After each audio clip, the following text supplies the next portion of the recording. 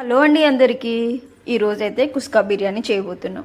First అయితే ఒక pan పెట్టుకొని అందులోకి ఇలాచి లవంగాలు చెక్క వేసుకొని వేయింపుకొని అందులోనే పచ్చిమిర్చి ఉల్లిపాయలు టమాటా వేసుకొని అవి మగ్గిన తర్వాత కొత్తిమీర వేసుకొని పక్కకు పెట్టుకోండి. అవి చల్లారిన తర్వాత మిక్సీ దాంట్లో వేసేసుకొని అందులో పెరుగు కూడా వేసుకొని పేస్ట్ లాగా చేసుకొని పక్కకు పెట్టుకోండి. తర్వాత ప్యాన్ పెట్టేసి అందులోకి ఆయిల్ నెయ్యి రెండు కలిపి వేసుకున్నాను నేనైతే.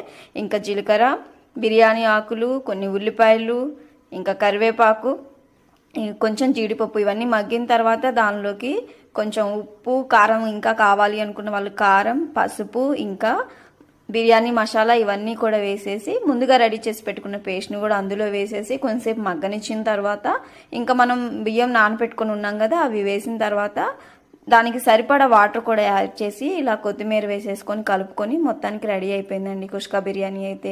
10 నిమిషాల తర్వాత దీన్ని తీసుకొని సర్వ్ చేసుకుంటే దాని టేస్ట్ వేరే లెవెల్ ఉందండి. డెఫినెట్గా మీరు కూడా ట్రై చేయండి. ఎలా ఉందో కూడా కామెంట్ రూపంలో చెప్పండి. లైక్ చేయండి, షేర్